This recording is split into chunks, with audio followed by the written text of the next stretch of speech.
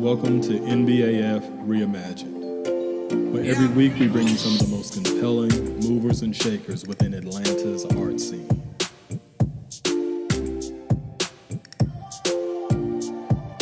Thank you for tuning in to NBAF Reimagined.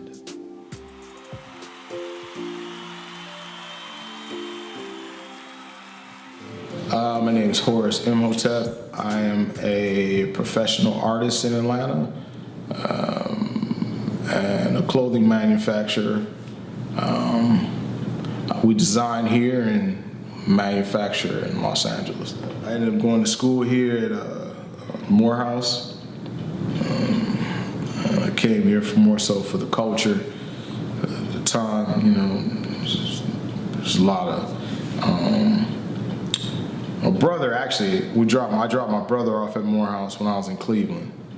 And then I went to, he went for the summer program, and the vibe, it was just a great vibe, and being in Cleveland, this is pre-LeBron. So, it's just gray. Spring was nice, fall was nice, but everything else is just terrible. So after I was working at this spot called Nutmeg. They did collegiate and professional football memorabilia. And I thought leaving school, I thought it was going to be dope. I thought it was going to be one of those situations where I go in, I get a chance to create a whole bunch of things and, use my creative energy. But when I got there, it was just more of a, copy paste place here, blah, blah, blah. So it just wasn't feeding the spirit. So I was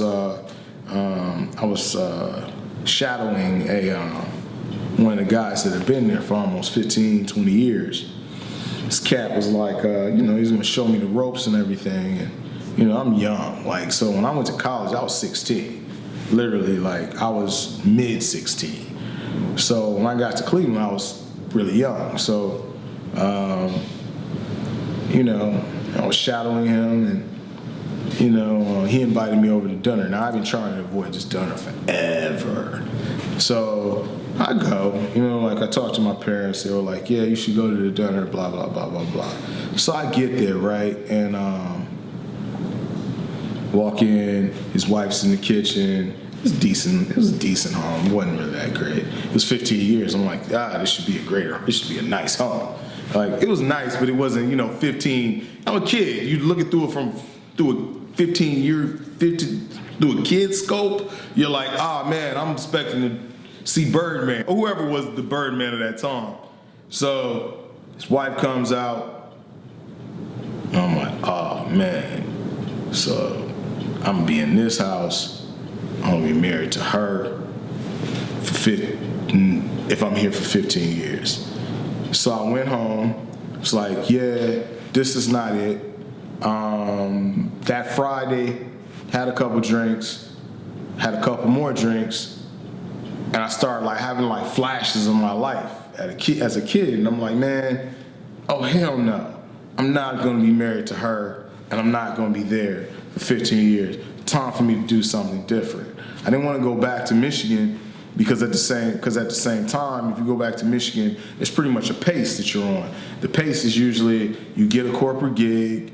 You get you a 10 by 10, which is your backyard.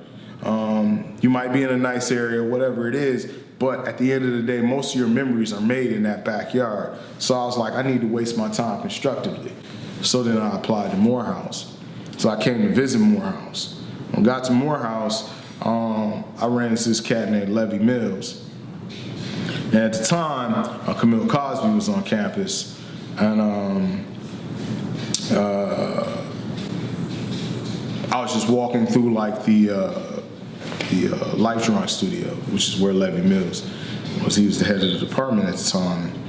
He's very proper. And, what are you doing in here? This, that, and the fourth, yada, yada, yada. I was like, I'm just over here taking a look at the facilities, And he was like, what's your name? And I was like, I'm Horace.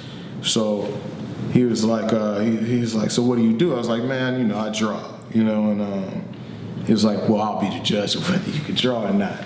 It was actually interesting. So I was like, I had my black book on me at the time. And I showed him my black book, and he was like, oh. He's like, yeah, follow me. So we went, and when we went to Lower Manly. When I get to Lower Manly, this woman sitting at the table eating, whatever, and yeah, like I didn't know that was her. I didn't know that was she. It just happened to be Camille Cosby. So we had this conversation. She was talking about how she was going to build this, the new fine arts building, and she was trying to strengthen the program. I was like, oh man, she was like, so what are your plans, basically? I was like, I don't know, I'm just here, I'm just trying to figure it out in so many words, right? I don't know what I said, but it wasn't like really like a real answer, It was just like, I'm trying to figure it out, because that's, I'm young, so she's like, well, if you could be in the senior show, would you come? And I was like, yeah, let's do that. So then Mr. Mills takes me to the side. He's like, yeah, so why don't you enroll in the fall? So I ended up enrolling in Morehouse in the fall. And and then I embarked on my journey as an artist. Atlanta's art scene is just separate, right? So there's a lot of, I come from, although I'm on the visual arts side of Atlanta, all of my friends are in the music arts, the arts of music in Atlanta. So it's for me, most of what I know about the arts in Atlanta is from a music perspective. Although I never participated in it, all your friends are in it. And it was actually kind of great because, like, the fact that I'm not in the music industry, it made it easier to forge these friendships, because I don't really care about, like, artists, like music artists, okay, the music's great. Oh, that's wonderful. All right, cool. When we going to this party, right? So it was good from that perspective. But from the visual side of it,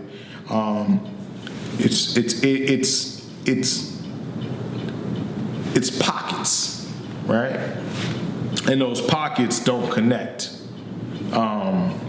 You have different sides of Atlanta. You have the black artists, you have the white artists. It's pretty much it, right? You know what I'm saying? Like, and that ultimately is it's not good for the growth of the overall art scene of Atlanta, right? The thing is that I don't think the art scene that's being projected in the world, like the visual art scene is being projected in the world from Atlanta, is reflective of what Atlanta actually looks like. And oftentimes, I think that could be a problem because sometimes what you find is that the authenticity is not there, right? These are like, it's like Milli Vanilli, no diss to Milli Vanilli. I liked their first single, but like it's like a Milli Vanilli version of a lip sync version of what it's really, but you don't really get a chance to see the actual authors, right? Part of me believes that it's like people are not as serious as they should be, right? About the art world as a whole. You get New York and this, that, and the fourth. New York has a larger population, so it's easier to create a system of nurturing for upcoming artists, this, that, and the fourth. And even those little pockets are large pockets, right? Because there's more people there. But in Atlanta's still a smaller community, so in Atlanta, it makes more sense to create for everyone to get together, and that will create a larger population of, that'll create a synergy that will ultimately make it easier for us to move around the rest of the world, right? So, if you have a larger body and everyone gets together and some of the better collective minds, or some of the better minds get together as a collective, you find that we have a better chance of making an impact on the world art stage. And that's really what it's about. No one wants to be, it's okay to be local, but you need to be world class. You know, you can be local all you want, but world class is necessary for you to make an impact on the world art stage. You know, for you to make an impact in art, period.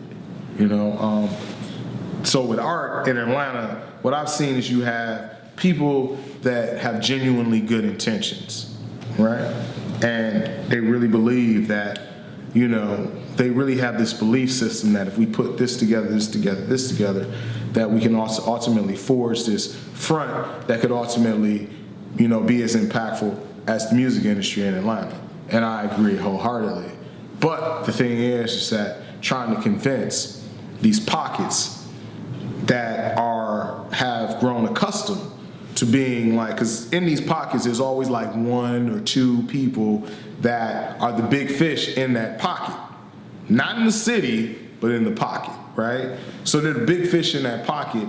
Well, at the end of the day, like sometimes a fish is gonna outgrow its bowl, and if they can't grow, then eventually they'll just die. That's just how it goes. You know, this is the business of art. This is not art. This is the business of art. It's not, you know, if you want to do art, then you can do art. It's called arts and crafts. You can do that. Like, it's nothing wrong with that. But this is the business of art. So, you know, growth is important. And then a lot of times when you get the artist, you know, by the time, like, you know, so say for instance, by the time the artist is able to procure those funds, you know, and then they finally, you know, do glow up. So if I can do it myself here, you know, by the time they get to the point where they've started to garner the attention of the rest of the world, then they're going to another city.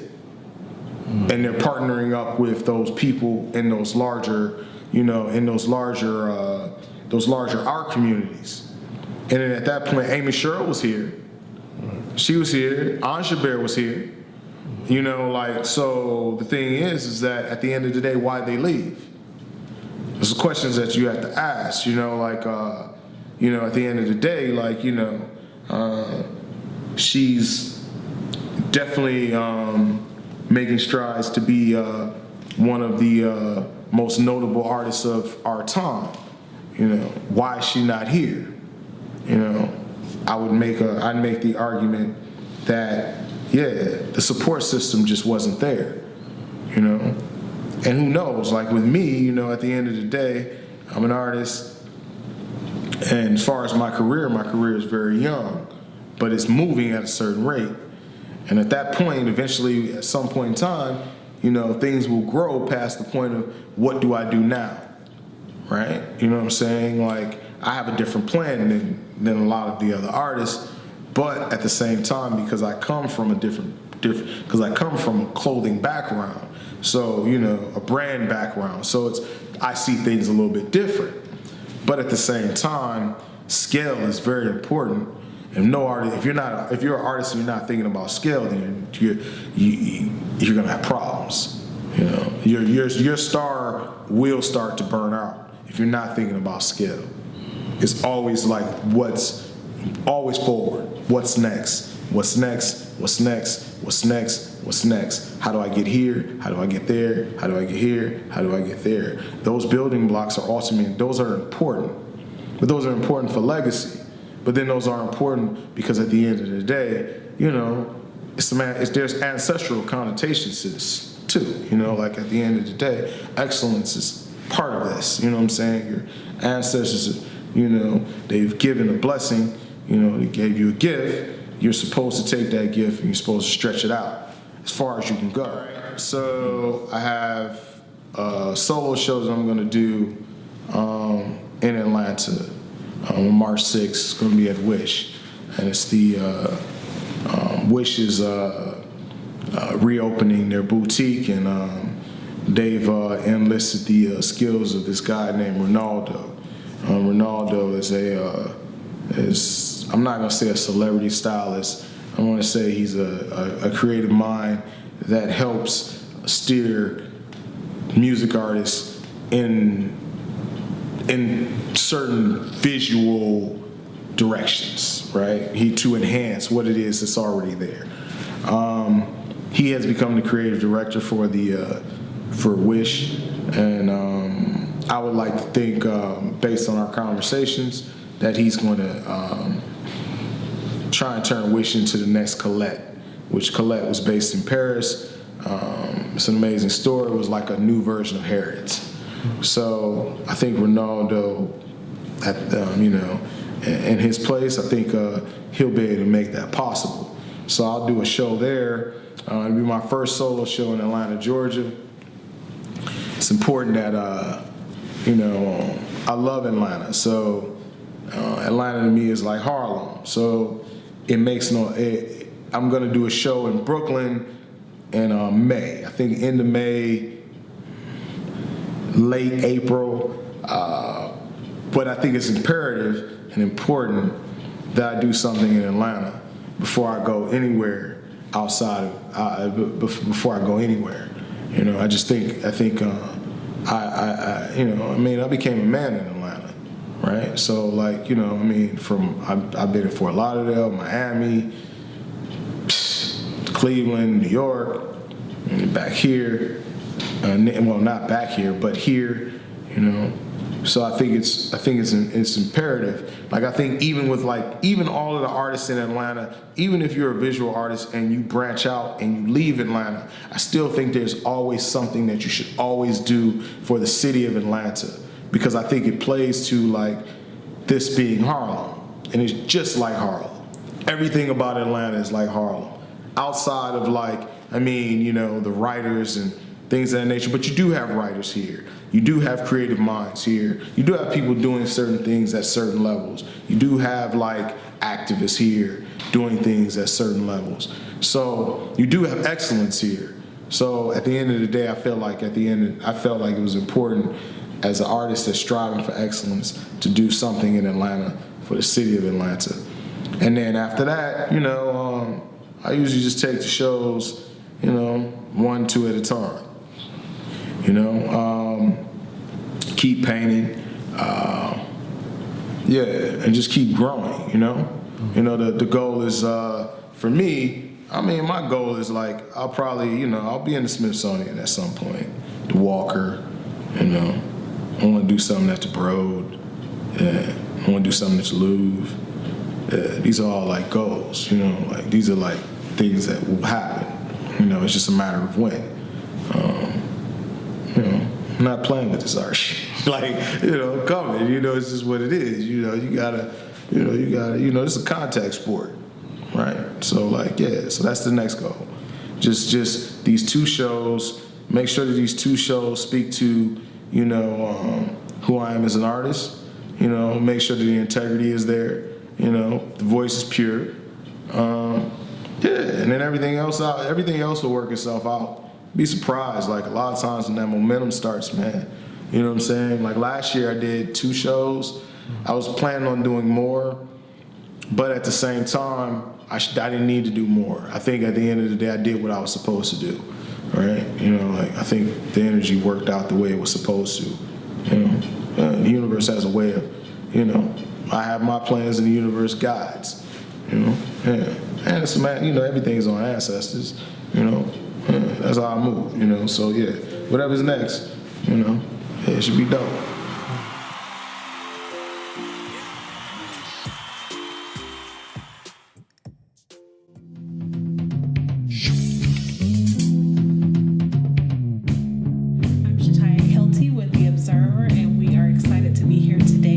Jubalo, who is coming to South Fulton February 15, 2020 with his exhibition Atlanta. So with over 20 years of experience in the arts industry as an artist, as a curator, you really get to focus on anything. So why Atlanta? Why this? So why Atlanta? Why this theme?